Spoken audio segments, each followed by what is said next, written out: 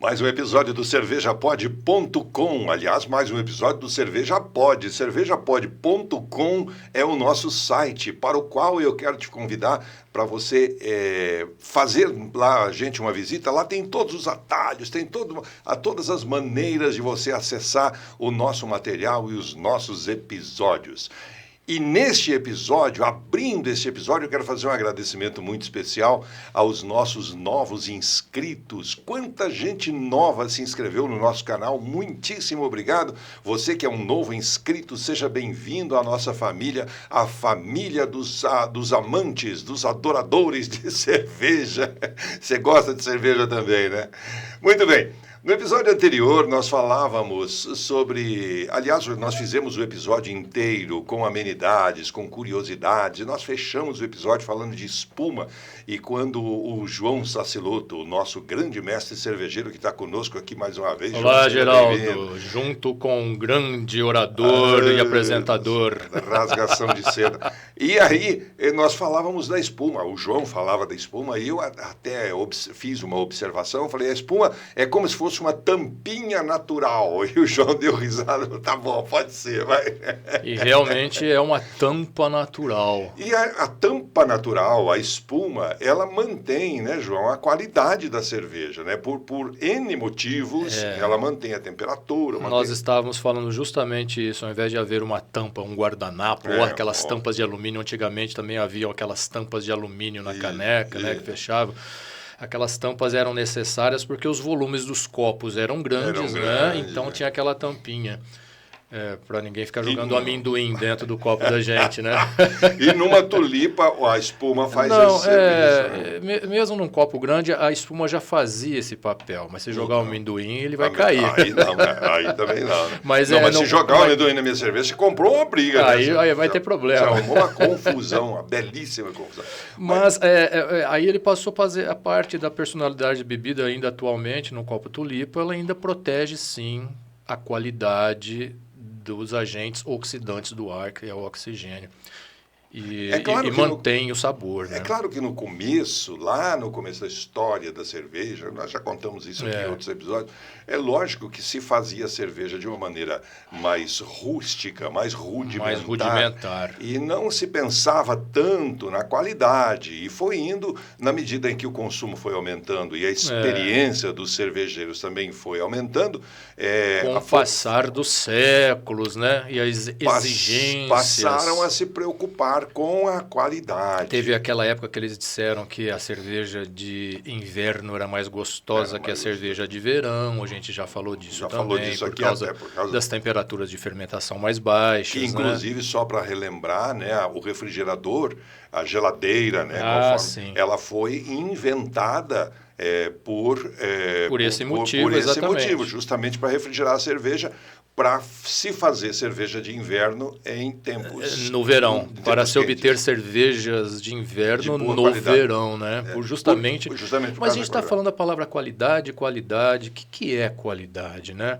Hoje em dia, se remete na cabeça do consumidor, de qualquer cidadão comum que somos nós... Eu gosto de uma coisa de qualidade. De qualidade. Significa que estou dizendo que gosto de uma coisa boa, de um sabor bom. Se um microfone for bom, significa que ele capta bem as vozes, né? Se um pneu for bom, significa que ele vai durar muito tempo e não vai escorregar na chuva. Se uma comida tem qualidade, significa que ela é gostosa. Isto na nossa cabeça. Mas realmente a palavra qualidade não remete só o quão bom ou quão gostoso é um produto, né? A palavra qualidade remete mais em um nível industrial ou científico à condição daquilo. Um alimento ruim pode ser de qualidade. De qualidade ruim? Não. De qualidade ruim, eu ia dizer isso, pode ser de qualidade ruim. Não, é assim, se o alimento for sempre ruim, do mesmo gosto ruim, ele tem qualidade.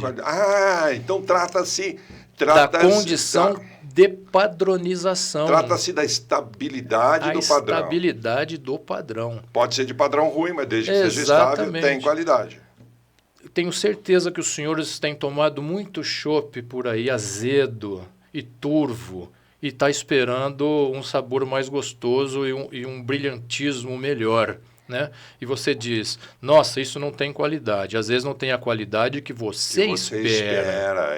Mas tem a qualidade que o cervejeiro que fabricou. Tem a qualidade daquele padrão que aquela fábrica está fazendo uma cerveja sempre azeda e sempre turva. Então eles têm aquela qualidade. E tem um mercado para isso tudo também. De repente é a vontade deles. De repente é a vontade deles e de um outro mercado também. Exatamente.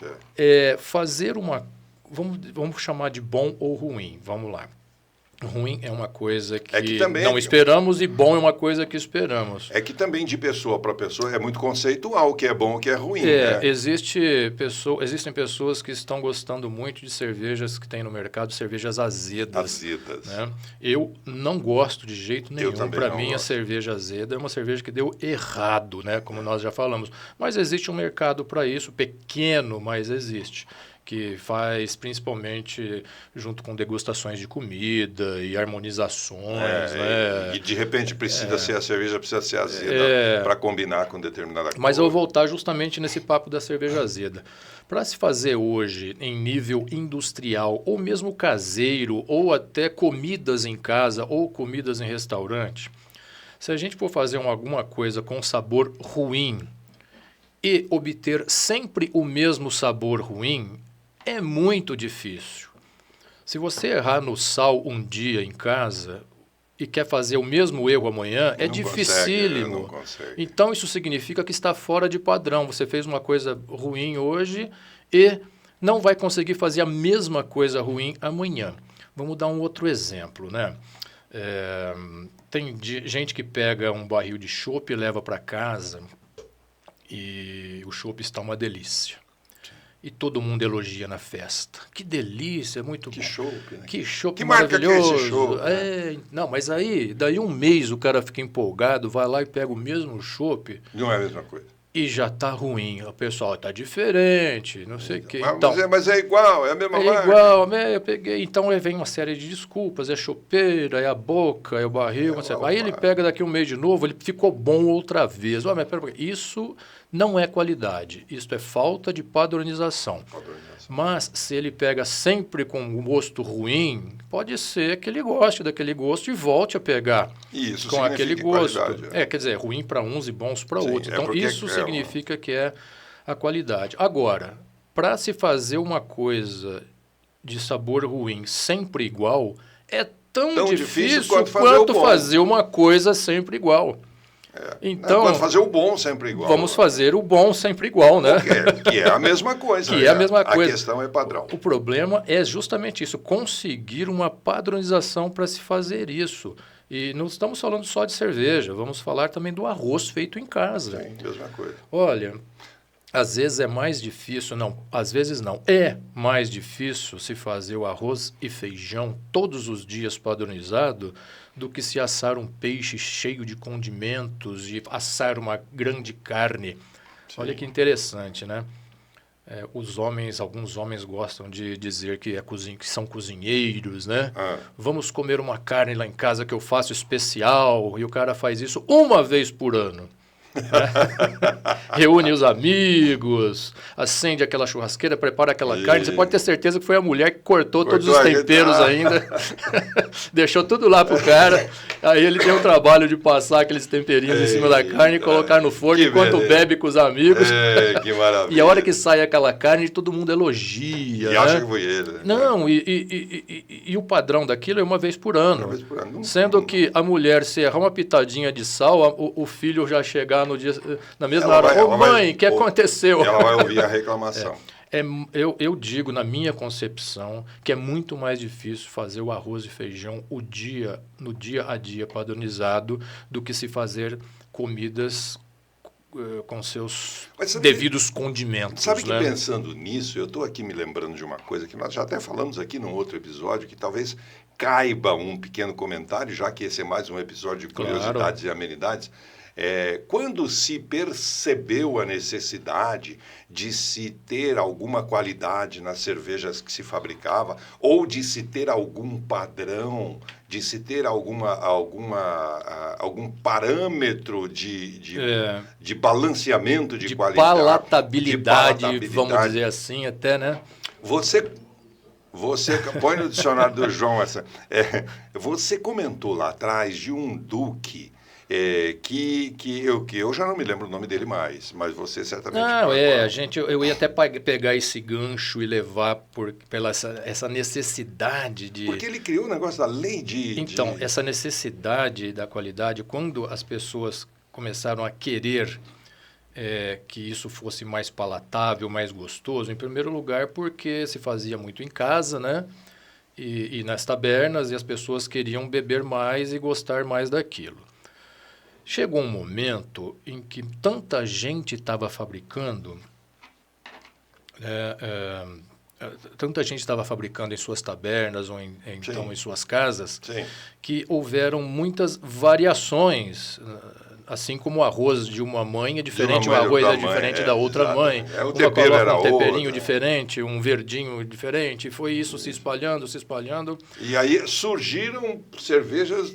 Então, do ano, sei lá, alguns anos antes de Cristo até o ano 1500, que foi ontem, haviam milhares de variações, nos mosteiros principalmente. Eu acho que nem se conseguia tomar a mesma sempre. Tomar duas vezes cerveja com o mesmo sabor. Exatamente, era difícil.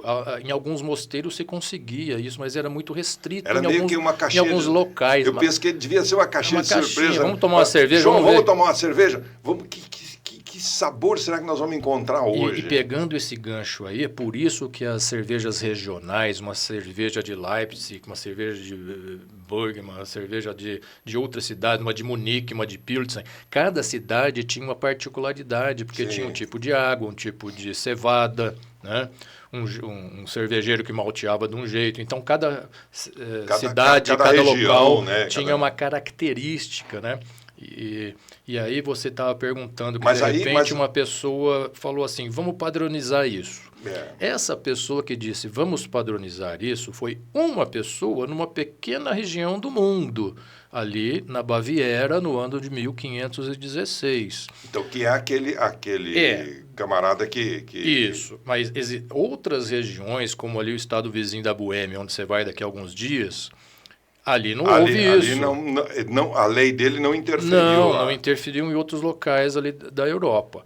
Em 1516, diz o Guilherme IV, que foi quem instituiu, era um duque ali do ducado da Baviera. Então eu já não me lembrava o nome dele mais. É o Guilherme IV. Ele e os amigos e a população, diz que a população, né, já estava gostando de tamanha variedade, de tamanha... falta de qualidade ou despadronização dos produtos, né? E claro que realmente havia isso. As pessoas iam inventando coisas para se colocar no meio da cerveja. Desestabilização da palatabilidade. Exatamente isso. Arrumei uma coisa, vou entrar no dicionário. Isso mesmo. Agora eu entro no dicionário. Porque... Não... Fábio, você está gostando, Fábio?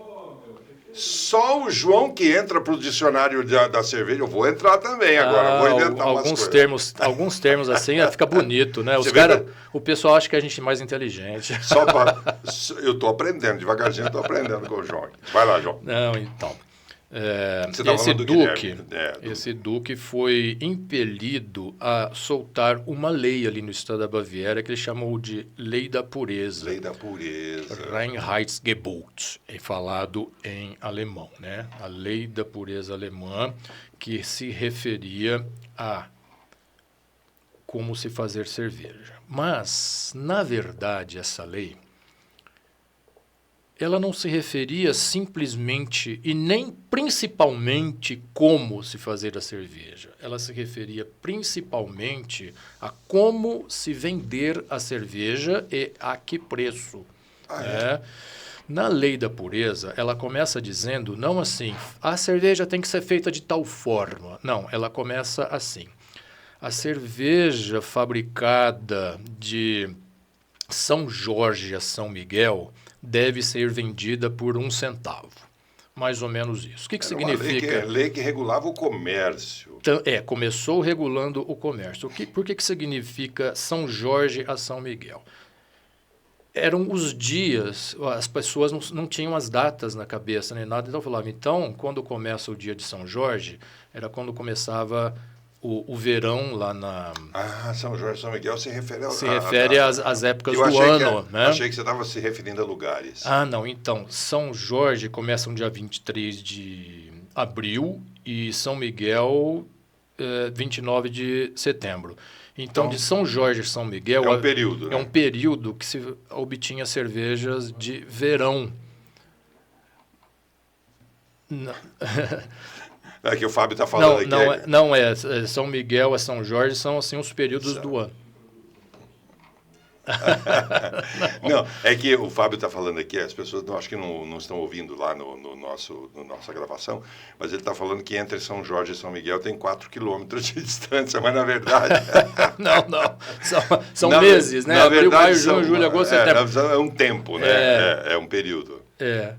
Então, as cervejas deveriam custar aí 1 centavo ou 2 centavos, essas cervejas feitas no verão, né? E depois de São Miguel a São Jorge, eram as cervejas de inverno que deveriam ser vendidas 2 ou 3 centavos, um pouco mais. Era mais caro porque era melhor. Era mais gostosa, Sim. né? E depois desta regulamentação de preço, eles regulamentavam também. Quem fazia cerveja ia vender para alguém que fosse revender, era permitido cobrar mais caro. Era outro tipo de comércio. Era outro mercado. Exatamente. Ou seja, já estava se remetendo à qualidade ou padronização por ela ser de inverno ou de verão. Né? Mas também tem uma história desse duque aí, o Guilherme, que você contou no episódio que nós falamos especificamente disso, que era sobre a utilização... Vou chegar lá. Você vai chegar lá, tá bom. Desculpa. Esta é a primeira parte. Desculpe que eu não quero te atropelar. Esta é a primeira parte. Tá bom. Você está parecendo aqueles caras que vão lá na fábrica, a gente fala, oi gente, este é o malte. Você fala, cadê o fermento? Olha, aqui está o tanque de fermentação. Ele falou, cadê a cerveja para beber? Cadê a cerveja para beber, né? É bem assim. Mais ou menos, vamos lá. Mas o pessoal fala, vai ter degustação, né, durante a visita? Eu falei, vai. Aí todo mundo fica prestando atenção. A gente falou, quem fizer mais perguntas vai degustar mais. Aí começa. Aí vê todo mundo... Aí teve um cara... Aí que o cara oração? pergunta que oração. Que oração? Por que você está perguntando? Qual é a temperatura? Você faz mais pergunta, vai beber mais, eu estou perguntando que oração. Mas numa dessas, teve um cara numa fábrica uma vez, aqui em Ribeirão Preto, até foi muitos anos atrás, um cara de faculdade que ele perguntou, mas por que a espuma é branca, né? Que a gente até já chegou a falar por que a espuma é branca, né? Mesma coisa que o céu, por que o céu é azul, mais ou menos. Mas né? eu não posso ir numa visita técnica dessa aí, e se quem pergunta mais bebe mais... Nossa, aí eu que não falo mais, eu vou sair de lá carregado. Mas são perguntas técnicas e o professor tem que aprovar. Tá bom. Vamos lá. Então, a primeira parte da Lei da Pureza, instituída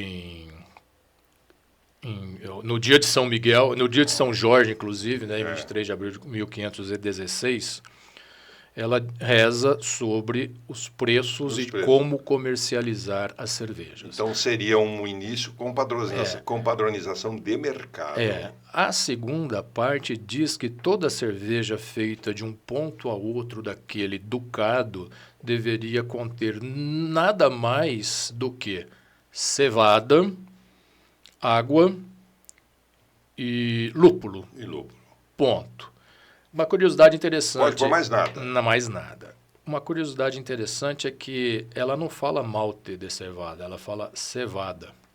Ela fala cevada. É porque o processo de malteação já era dominado, logicamente, mas já se subentendia que a cevada deveria ser malteada para se colocar. E quem malteava a cevada Era o o próprio fabricante cervejeiro. Então não existia maltaria. Né? Então, antigamente era justamente assim. Quem fabricava a cerveja tinha o seu quarto ao lado, seu galpão ao lado, onde era dedicado a fazer a malteação. Então, eles consideravam a malteação como parte da fabricação da cerveja. Parte da fabricação da cerveja. O jeito de maltear, muitas vezes as pessoas até plantavam. Né? Tinha sua gleba, plantavam, malteavam, colhiam e guardavam os grãos, malteavam. E depois ia para a fabricação. Então, nada poderia ser feito, nada poderia ser adicionado além de cevada, água e lúpulo. Porque antes dessa lei... Não se conhecia o fermento. Antes dessa lei, o que é que se colocava mais na cerveja? Colocava-se vários outros tipos de cereal. Poderia ser arroz. Não se conhecia o milho naquela época. Na Europa, o milho é proveniente aqui das Américas, né? Centeio, trigo, vários outros tipos de cereal não maltado, né? E vários outros temperos, várias outras ervas. E não se conhecia muito bem as propriedades, quer dizer, que você conhecia as propriedades das ervas que se faziam chá e se curavam as pessoas com isso, né? Mas os atrapalhados colocavam muitas ervas a mais que quebravam esses sabores. Dessa determinação, ou dessa regra criada pelo Duque... Houve uma coisa interessante, né? Os cervejeiros precisaram se mexer para fazer cerveja boa só com aquilo. Então mudaram técnicas de plantio, técnicas de malteação, técnicas de fabricação para se fazer cerveja padronizada só com aquilo. Isso, apesar dessa lei ter sido uma lei com uma grande vertente protecionista, porque ele era o cara que reservou a si o direito de fazer cerveja com trigo, as plantações de lúpulo para se fazer cerveja ali na Bavária estavam em decadência, então não viam lúpulos de outros lugares e nem ervas de outros lugares.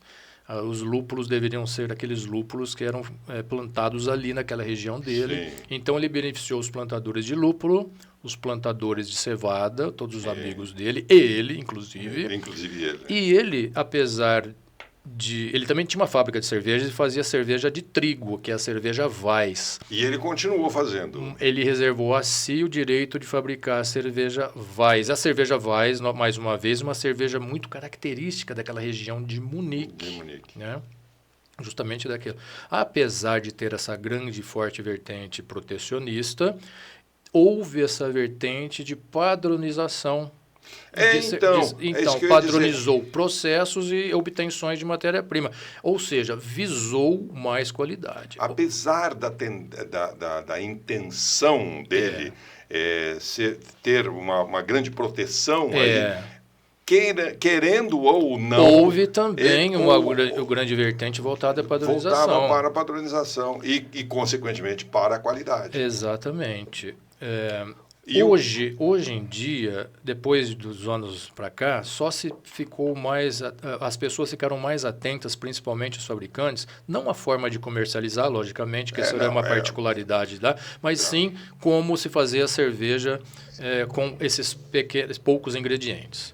Aqui no Brasil, olha que interessante, com o advento do crescimento das microcervejarias, das ditas cervejarias artesanais, né? Que nós já falamos disso. Pegou-se uma carona nesta legislação com uma forma de marketing, dizendo aqui a cerveja é feita conforme a lei da pureza alemã, somente com malte, água e lúpulo. Parabéns aos meus amigos do marketing. Não quer dizer que a cerveja tem qualidade, quer dizer que ela é feita dessa forma. Não quer dizer que ela é padronizada, quer dizer que ela é feita dessa forma. Não quer dizer que você vai tomar um copo e vai pedir o segundo. Sim. Quer dizer que ela é feita dessa forma. É claro que para fazer a cerveja dessa forma tem que ter são belos os cuidados, para não ficar com gosto de astringência, essa coisa toda. Deixa eu fazer uma pergunta, só para a gente voltar um pouquinho. Claro. Você me disse que lá no começo não se conhecia o fermento. O fermento. Nós já falamos disso também. Ó. Aqui o programa hoje, o nosso podcast... Tudo que nós falamos, nós aventamos e agora nós estamos entrando com um pouquinho mais de profundidade. Se não se conhecia o fermento, como é que se iniciava, então, vamos só relembrar, como é que se iniciava o processo de fermentação? Por que o processo de fermentação? A partir do momento que ele se inicia, que ele começa, é quase que, como é biológico, é quase que automático que ele vai em frente. Vai em frente. Agora, isso. como é que começava? Como que ele inicia? Como é que começava sem ter o fermento? Oração. Reza. Ora. E ora forte, hein? Reza forte. Não, eu estou dizendo isso porque realmente, lá nos primórdios, a fermentação era atribuído a poderes divinos. Então, era atribuído, sim, a poderes divinos. Porque nos mosteiros eles colocavam eles faziam a cerveja e depois ficavam. Já nos mosteiros, além das orações, eles já conheciam aquilo que a sua avó fazia no queijo, no iogurte. No iogurte, né? A isca. A isca. Então, eles tiravam aquela pasta de fermento do final de uma fabricação de cerveja e utilizavam numa outra fabricação de cervejas. Por que eles faziam isso? Porque pegava melhor. Ponto. Não sabia que aquilo lá... Não tinha a mínima ideia do que era aquilo. Tá? Deu certo. É melhor fazer assim. Assim dá certo. E não se sabe por quê. Assim como descobriu-se, num dado momento, os médicos que lavando as mãos as pessoas morriam menos. Porque não se sabia, né? É verdade, o cara saía de um parto, ia fazer uma operação, os dois morriam. O cara fazia uma cirurgia de intestino. E na sequência... Aquela cirurgia com aquela faca enferrujada, né? Era o que tinha. Era o que tinha. Ou seja, mas quando se descobriu que lavando as mãos com boa água, o próximo não iria morrer. Mas não se sabia por quê. Só no final do século XIX que se descobriu que a higiene fazia parte do alimento da vida. Então, vamos continuar respondendo os que você falou. Como que eles sabiam? Não sabiam. Realmente, eles oravam. Nós falamos que 70% só das fabricações logravam, né? Só 30% malogravam, viravam vinagre. Havia até um comércio do vinagre de cervejas. Né?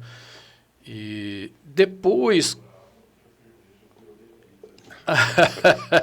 É isso... O Fábio está dizendo assim que eles oravam porque a cerveja virava bendita. Virou bendita. Virou bendita. Bendita é o fruto dos monges. Bendita é o fruto dos monges, Eixa vida. Mas, então, depois que o pastor, o Emil Christian Hansen, esses caras todos cientistas sacaram que a fermentação se dava por responsabilidade desses micro-organismos, o fermento foi adicionado na lei da pureza. Passou a fazer parte também da lei da pureza. Aí o fermento foi para lá. Onde foi modificado o texto naquela época por tradição. Então podia fazer cerveja com malte de cevada, lúpulo, água e levedura. Ele fermento ou levedura.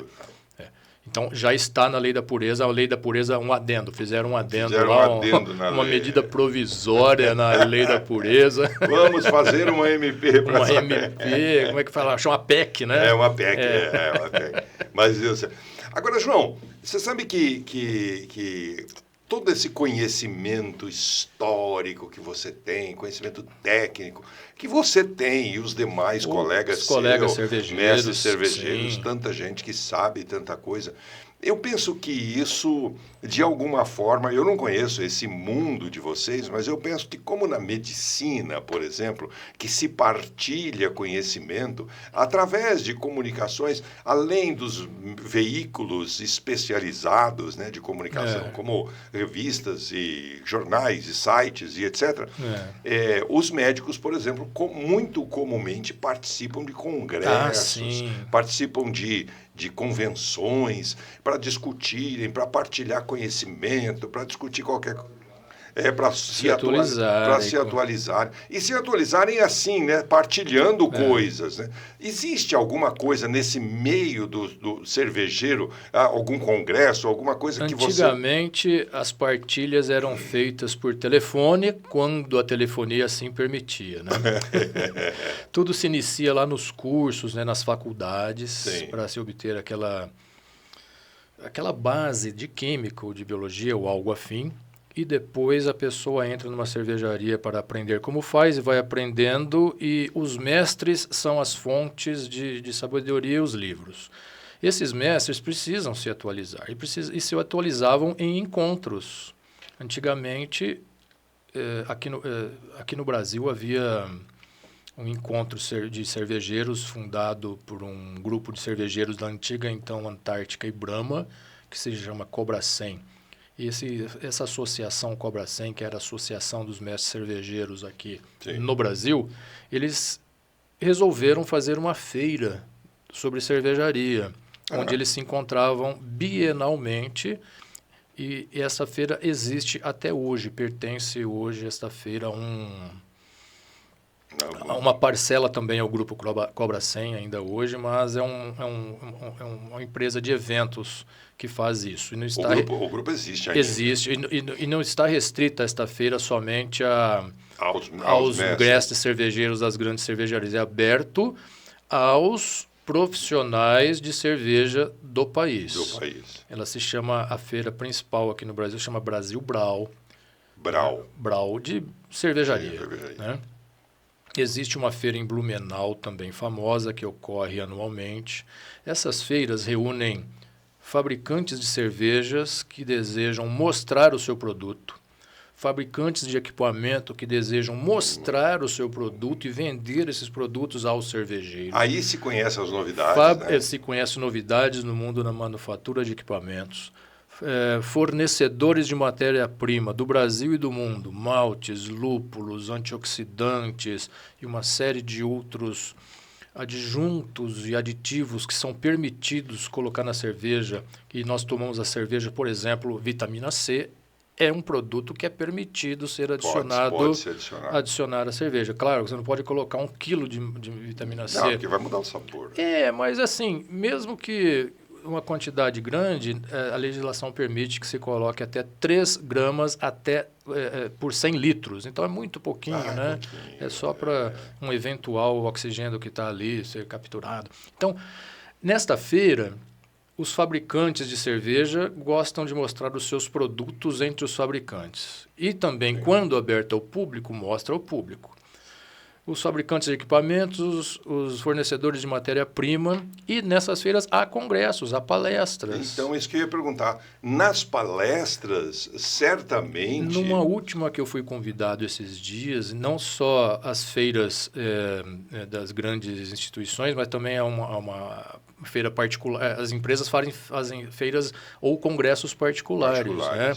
Tem uma empresa aqui onde trabalham vários amigos meus, que é a empresa que vende vários insumos para a cervejaria, que é a Prozin, né?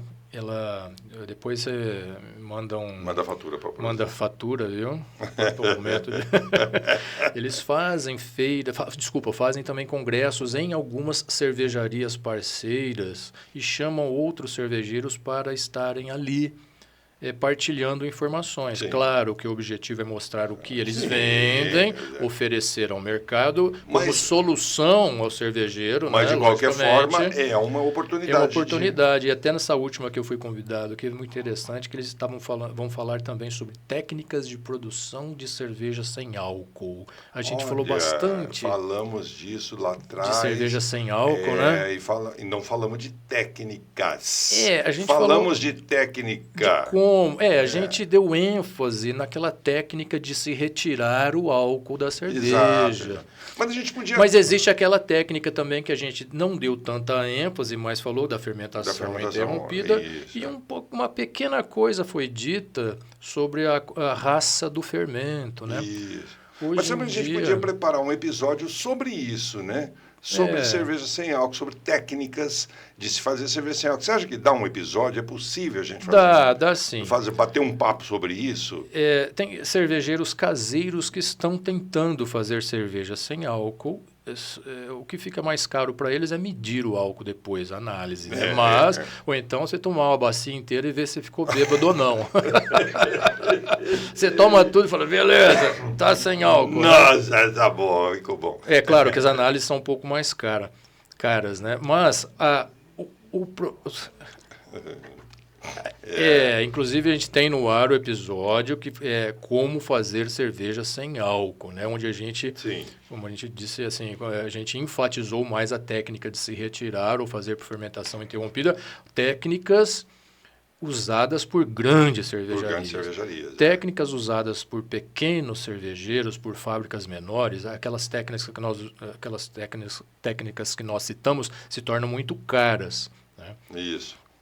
Existem algumas outras técnicas que podem sim ser utilizadas por cervejarias menores. Podia preparar um episódio. E passa pela raça da levedura, né? São leveduras modificadas, não modificadas geneticamente, que isso não é permitido ainda, mas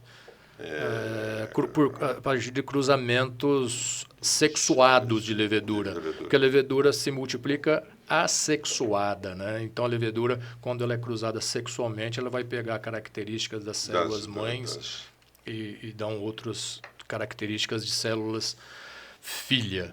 João, então, maravilhoso. Vamos combinar de fazer um episódio. Nós estamos já com o nosso tempo bastante estourado aqui.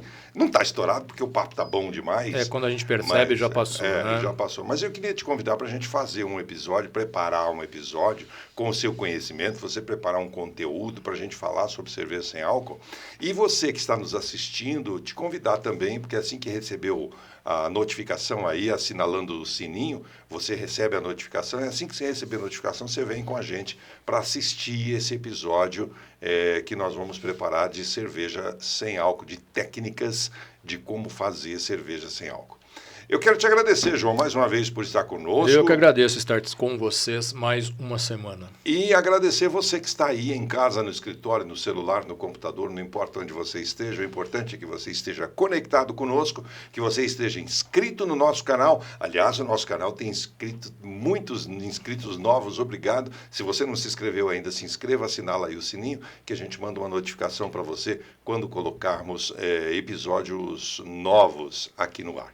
Obrigado pelo seu carinho, obrigado por nos acompanhar. Vai corujando aí que você vai achando coisa nova sobre cerveja. João, obrigado. Aquele abraço. Tchau, pessoal.